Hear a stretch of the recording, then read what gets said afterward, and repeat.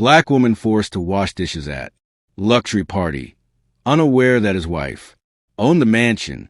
You shouldn't even be here, whispered Victoria Hartwell, organizer Manhattan's most exclusive charity gala, pushing comma toward the mansion's kitchen. Someone like you can only serve at this kind of event, not attend it. Camilla Williams, 31, held the crystal tray steady as she felt dozens of curious eyes on her. She was the only black person in the main hall, surrounded by business people, socialites, and politicians sipping champagne that cost $1,000 a bottle. What none of them knew was that the woman who had just been publicly humiliated had a secret that would turn that night into a collective nightmare. Sorry for confusion, Camilla murmured with a calmness that intrigued some of those present. I just came to deliver this to his, but Victoria interrupted her with a sharp gesture. We don't have time for stories. The kitchen is overwhelmed and you're going to help. Wash the dishes now. The room fell into an awkward silence. Some guests lowered their eyes. Others whispered among themselves, but no one dared to question the hostess's decision. After all, Victoria Hartwell had been organizing the most prestigious events in New York, high society, for 2 decades. Camilla took a deep breath, remembering something his wife had said that morning. Sometimes people reveal who they really are when they think no one important is watching. At the time, she hadn't fully understood the comment, but now it made perfect sense. 3 hours earlier, she had arrived at the main entrance of the mansion wearing an elegant navy blue dress. The security guard at the door looked her up and down and pointed to the back of the building. The service entrance is that way, he said without even asking his name or checking the guest list. Camilla smiled diplomatically. Actually, I should be on the main list. I'm sure you are, he laughed sarcastically. They all say that. Now, in the kitchen, filled with steam and the noise of dishes being washed, Camilla rolled up her sleeves and began the work that had been assigned to her. Around him, other employees, all black or Latino, worked in silence, accustomed to this kind of treatment. Don't worry, whispered Maria, a woman who had been drying glasses for 20 years at events like this. People like him have always been like this. He thinks we're invisible. Camilla nodded, but his eyes shone with an intensity that the experienced Maria couldn't decipher. There was something different about this woman, a quiet confidence that didn't fit the situation. As she polished the silver platter, Camilla listened to laughter coming from the main hall. Victoria Hartwell was telling a group how she had put an intruder in his place, eliciting approving laughter. The comment reached Camilla's ears through the half-open kitchen door. Some people just don't know his place in the world, Victoria declared loudly, clearly referring to the incident. It's our responsibility to educate him. It was at that moment that Camilla smiled for the first time that evening, a smile that contained decades of patience, years of planning, and the anticipatory satisfaction of someone about to completely rewrite the rules of the game. Because what Victoria Hartwell and her guests didn't know was that the intruder in the kitchen held a secret so powerful that it would turn the most important night of the New York elite into the most talked about scandal of the decade. If you're enjoying this story of justice and want to find out how a simple humiliation turned into the most satisfying revenge anyone has ever witnessed, be sure to subscribe to the channel, because what happened when the truth was revealed changed the lives of everyone present in that mansion forever. In the kitchen, while Camilla scrubbed the fine china plates that cost more than many Americans' monthly salary, Victoria Hartwell decided that a simple humiliation wasn't enough. You're washing too slowly, declared the organizer, entering the kitchen with two other guests to witness the spectacle. People like you should be grateful for any job opportunity, but it seems you can't even do that right. Robert Sterling, a real estate mogul known for her controversial opinions, laughed loudly. Victoria, you are very kind. In my company, someone like that wouldn't even make it past the interview. That's exactly why our country is the way it is, added Patricia Westfield. Eyes to A. Pharmaceutical fortune. We give too many chances to those who don't deserve them. Camila continued washing, but his shoulders stiffened. Maria, the veteran employee, whispered, "Don't listen to him, dear. They only do that because he feels superior." What Maria didn't know was that Camila Williams was no ordinary employee. A magna cum graduate of Harvard Business School, she had spent the last 12 years quietly building an empire in strategic consulting, helping companies navigate reputation crises and corporate restructurings. Her client list included some of the largest corporations in the country, but she always preferred to work behind the scenes. You know what irritates me the most? Continued Victoria, clearly enjoying the audience. It's these people who try to infiltrate our events, pretending to be someone they're not, as if we can't see through the facade. Camila smiled inwardly. If Victoria knew that the facade included an $80 million personal fortune and connections that could destroy reputations with a single phone call, she might think twice before continuing. Look at those hands, Patricia said, pointing at Kama as if she were an object on display. I bet you've never held anything more valuable than a plastic plate. Camila's hands, which Patricia was examining with contempt, had signed $1 million consulting contracts, closed international deals, and ironically saved the reputations of companies that were now represented at that very gala. You know what kind of people these are, Robert murmured, lowering his voice. Theatrically, always trying to get ahead in life through shortcuts. Probably came here hoping to meet some rich man and settle down. Victoria laughed as if any of us would give someone like that a second glance. It was at that moment that Camila decided to reveal just a small fragment of who she really was. She turned slowly, drying her hands with deliberate calm, and looked directly into Victoria's eyes. Interesting perspective, said she in a soft but authoritative voice that made everyone in the kitchen stop what they were doing, especially considering that this gala is being held to raise funds for underprivileged children. I imagine they would be curious to know how donors really think about people who come from humble backgrounds. The silence that followed was deafening. Victoria blinked several times, clearly disconcerted by the sudden change in dynamics. Excuse me, stammered the organizer.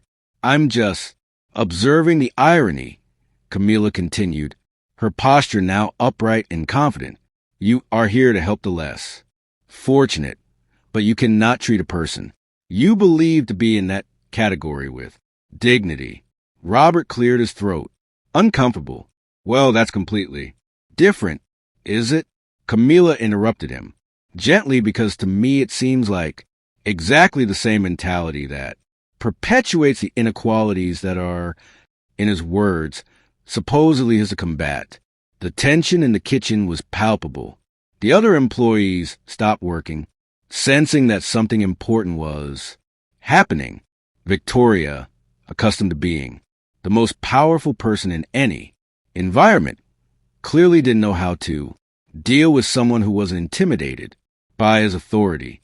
You're being very bold for someone in your position, Victoria finally managed to say, her voice trembling slightly. Camila smiled, a smile that didn't reach her eyes and contained decades of experience in dealing with people just like Victoria. My position? What position would that be exactly? Well, he Victoria hesitated, realizing she was about to say something that could sound even more prejudiced than he already had. I'm what?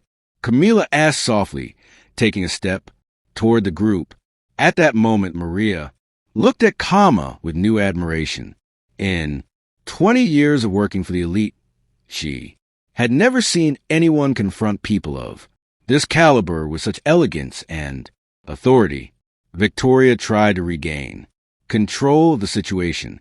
He's washing dishes in his kitchen. That should give you some perspective on hierarchies. His kitchen, Camilla repeated, raising an eyebrow. How interesting. And tell me, Victoria, do you know exactly who owns this mansion? Victoria's discomfort was now visible. Well, it's rented for the event, obviously. Obviously, Camilla agreed, but his tone suggested there were layers of irony Victoria wasn't picking up on. What neither of them knew was that Camilla had arrived at that mansion 3 hours earlier, not as an intruder trying to infiltrate, but as someone who had every reason in the world to be there. And in 45 minutes, when his husband arrived from the emergency board meeting, the true hierarchy of that house would be revealed in a way that would forever change Victoria's perspective on who really held the power in that room. As Victoria tried to process the shift in dynamics, something in Camilla's eyes made her realize he had made a terrible mistake, but he still couldn't pinpoint exactly what that mistake was. Victoria felt an inexplicable chill run down her spine when Camilla questioned the ownership of the mansion. There was something about the way that woman spoke, a natural authority that didn't match her current position as an employee, that made her deeply uncomfortable. Obviously, this mansion belongs to Blackstones, Victoria said, trying to regain control. The most traditional family in Manhattan. They always lend the space for our charity. Galas. What Victoria didn't know was that Alexander Blackstone had married discreetly 2 years earlier in an intimate ceremony on Martha's Vineyard, far from the spotlight of society. Her husband had expressly asked to keep a low profile, preferring to work behind the scenes on her own philanthropic initiatives. Interesting, Camilla murmured, returning to drying the dishes with a calmness that now seemed almost theatrical. And tell me, when was the last time you two discussed the arrangements for this gala? Robert Sterling, growing increasingly irritated by what he perceived as insubordination, intervened abruptly. Listen, we don't have to answer to him. You're here to work, not to ask questions. It was at that moment that something fundamentally changed in the atmosphere of the kitchen. Camilla placed the plate she was drying on the counter with a deliberate movement and turned completely to face the elite trio surrounding her. You're right, she said in a soft voice, but one charged with an energy that made all the employees stop what they were doing. Again, I am here to work, but not in the way you imagine. Before anyone could respond, the sound of firm footsteps echoed down the hallway leading to the kitchen. Maria, who had worked in that house for 2 decades, immediately recognized the rhythm of those footsteps. Mr. Blackstone is coming, she whispered to another employee, but loud enough for Kama to hear. Kama's eyes lit up. Perfect. He's right on time. Victoria frowned, confused. What? Do you mean right time? You shouldn't even be here when he arrives. People like you, people like me? What exactly? Camilla interrupted her, her voice now carrying an authority that made Victoria instinctively take a step back. The footsteps grew closer, and Kama began to head toward the kitchen door. Victoria tried to block her way. You can't leave here, not without finishing the job. His job here Camilla said delicately, removing the apron he had been forced to, where it is just beginning. Meanwhile, outside the kitchen, Alexander Blackstone was talking to his personal assistant, David, who had arrived with he. The meeting ended earlier than expected, Alexander said, adjusting the cuffs of her shirt. I hope Camilla didn't get too bored on her own at the Gala. David consulted his tablet. Actually, sir, there was a minor incident. Security reported that a woman attempted to enter through the main entrance without a proper invitation and was directed to the service entrance. Alexander stopped abruptly. A woman? What description? Black woman around 30 years old, navy, blue dress. Alexander's face hardened in a way David had rarely seen.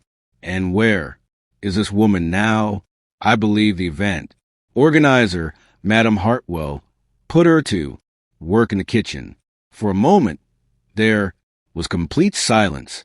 Then Alexander closed his eyes and took a deep breath, like a man trying to control monumental anger.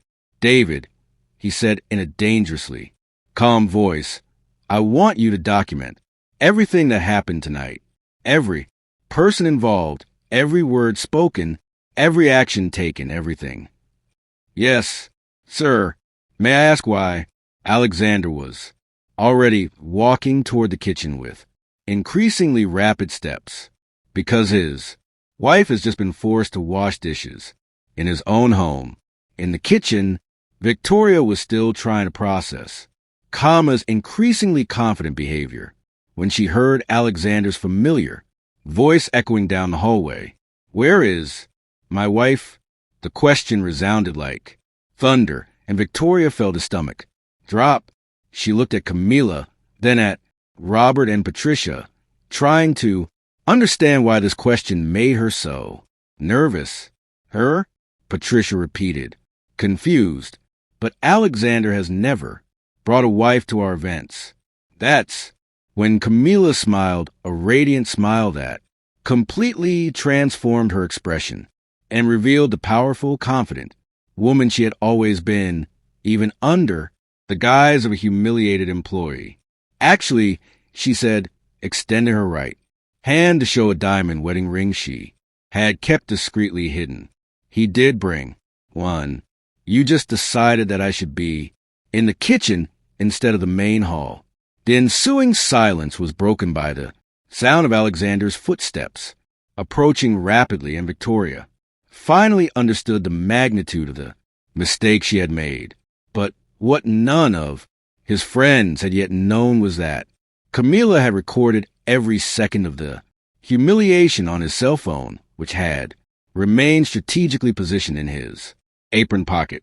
And in about 3 minutes, when the whole truth was revealed, those recordings would become the evidence that would turn the most prestigious night of the New York elite into the most devastating scandal high society had ever witnessed.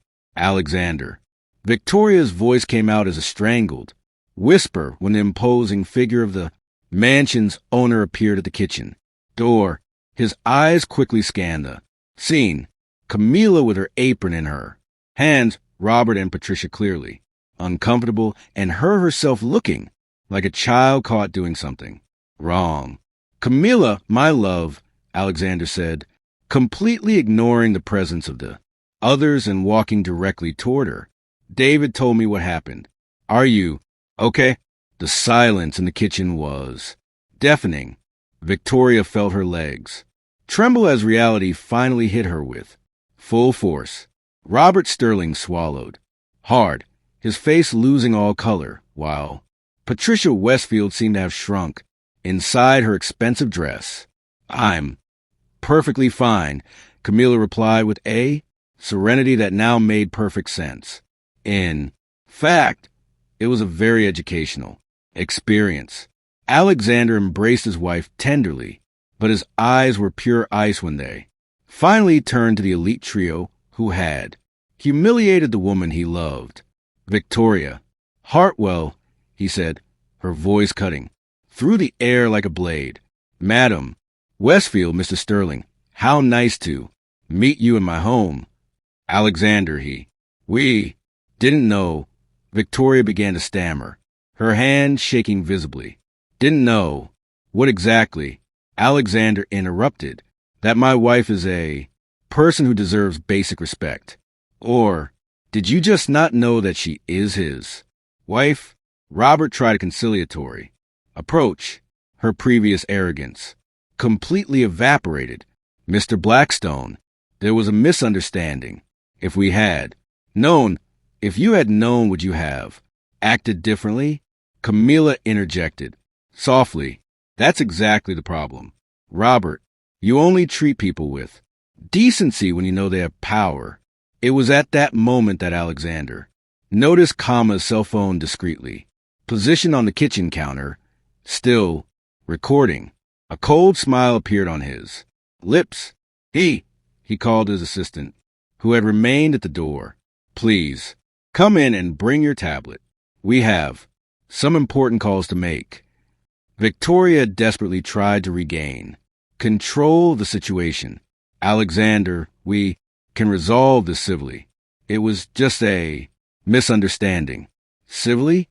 Alexander repeated, her voice rising slightly, like forcing my wife to wash dishes in our own home, like calling her people like that, like suggesting she was here to pick up some rich man. Patricia's eyes widened. She hadn't realized that Camilla had heard every cruel word they had said. You recorded everything, didn't you? Patricia whispered, horrified. Camilla calmly held his cell phone. Every word, every cruel laugh, every racist comment disguised as social concern. David approached with a tablet, and Alexander began making calls, while speaking loudly enough for everyone to hear. Good evening, Janet. Yes, it's his. He needs you to immediately withdraw the Blackstone Foundation sponsorship of all events organized by Hartwell Events. Yes, permanently. No, it's not negotiable. Victoria felt the world collapse around her. The Blackstone Foundation was responsible for 60% of his annual contracts. Alexander continued, dialing another number. Robert Sterling, correct? Yes, I need to inform you that all Sterling developers' contracts with Blackstone Group companies are effectively canceled. I don't care about the penalties. Robert tried to protest, but Alexander was already on his third call. Patricia, you work at Westfield Pharmaceuticals, don't you? What a coincidence. I just can lead the contract to supply medication to all of his private clinics. The three figures of the New York elite watched helplessly as his worlds collapsed in real time. But Alexander wasn't done yet. Could you show me those recordings? He asked gently. She tapped her phone screen, and the cruel voices of Victoria, Robert, and Patricia echoed through the kitchen. Every prejudice, comment, every malicious laugh, every humiliation they had inflicted was documented in crystal clear audio. David, please make sure copies of these recordings are sent to the New York Times, the Washington Post, CNN, all major local television stations, and especially to Society Watch. He loves this kind of story about elite hypocrisy. Alexander, please, Victoria begged, tears beginning to stream down her face. This will ruin my life. How? Did you try to ruin the dignity of her? He replied coldly.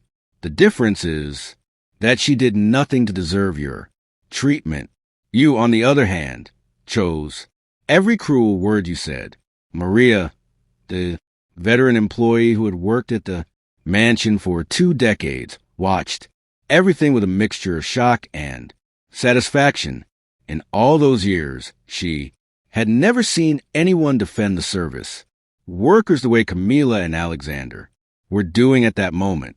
There's one last thing, Camilla said, her voice maintaining that serenity that everyone now understood was not submission, but control power. Victoria, you Mention that people like me never get very far in life. I would like you to know that in addition to being Alexander's wife, I'm also the CEO of Williams Strategic Consulting, which has just been hired by the New York City government to review all of the city's public event contracts.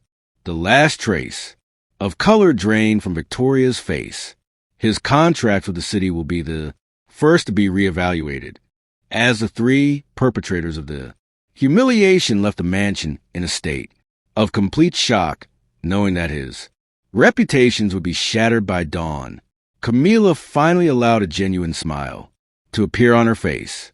Justice had been served, but more importantly, that night would prove to all of New York that a person's true character has nothing to do with the color of her skin, but with how he treats those he considers to be beneath him.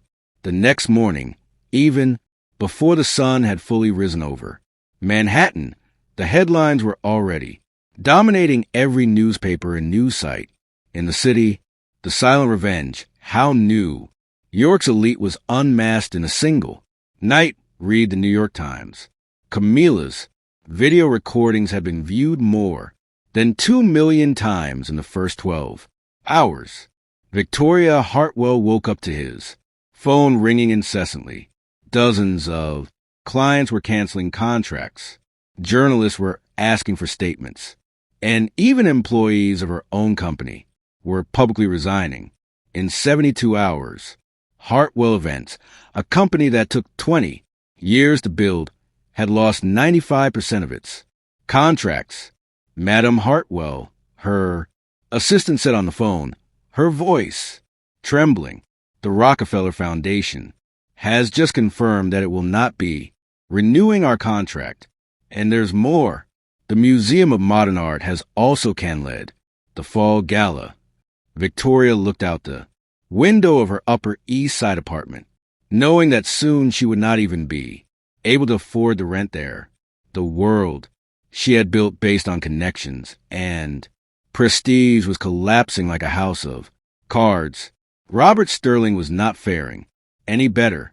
The recordings revealed not only his racist comments, but also his discriminatory mindset in general, which led international partners to question all of his business deals. In 1 week, Sterling developers had lost contracts worth $120 million. Dad, have you seen the news? Her daughter had called him, crying from London where she was studying. My college friends are sharing the video. I'm ashamed to use our last name. Patricia Westfield discovered that the business world has a long memory. In addition to canceled contracts, internal investigations began to surface about discriminatory practices at her pharmaceutical company. Employees who had previously remained silent out of fear now felt encouraged to report years of microaggressions and institutionalized prejudice. Meanwhile, Camila and Alexander were receiving hundreds of messages of support every day. Black entrepreneurs from across the country sought her out for consulting. Universities invited her to speak on corporate diversity, and her company, Williams Strategic Consulting, had to hire 10 new employees to keep up with demand. You knew this was going to happen, didn't you? Alexander asked during a quiet breakfast 3 weeks after the gala. Camila smiled. Not exactly. I expected exposure, but not such a systematic change. People are really questioning structures that have been in place for decades. The impact had spread far beyond New York. The hashtag Camila challenge went viral with people across the country sharing her own experiences of discrimination in elite settings. Restaurants, clubs, and companies began reviewing their customer service and hiring policies. Maria, the veteran employee who had worked at the mansion for 2 decades, received an unexpected offer. Camila had created a training program for domestic service professionals, offering courses in administration and hospital management. I never thought that at 60 I could still dream of a new career, Maria said during the graduation ceremony for the first group of participants. But Madame Camilla showed us that it's never too late to rebuild our dignity. 6 months later, Victoria tried to reinvent herself as a cultural sensitivity consultant for events, but no one took her conversion seriously. Robert Sterling sold the family business for a fraction of its real value and moved to a distant suburb where no one knew her story. Patricia faced labor lawsuits and had lost her seat on the board of the pharmaceutical company. During an interview on a national television program, Camilla was asked if she felt any remorse for the consequences her actions had brought upon the three of them. Remorse, she repeated, considering the question carefully. I feel compassion for the pain he is experiencing, but I cannot feel remorse for exposing attitudes that have caused pain to countless people over the years. What happened to him is a direct result of his own choices, the interviewer pressed. But don't you think the punishment was disproportionate to the crime? Camilla leaned forward. Let me tell you about disproportionate.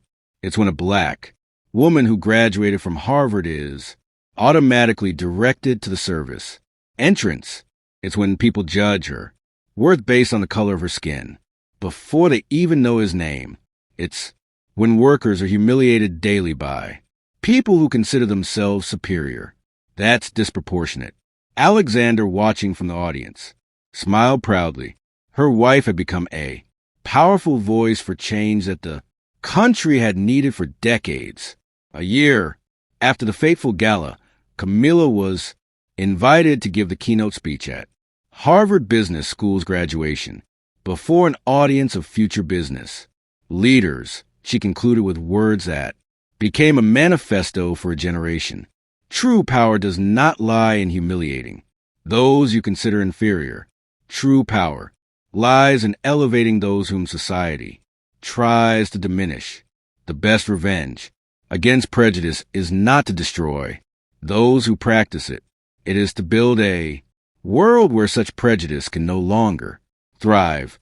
The audience rose to standing ovation that lasted 5 minutes.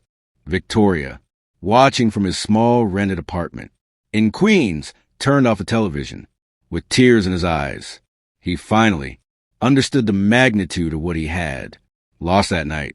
Not just contracts or money, but the opportunity to be part of something bigger than his own ego.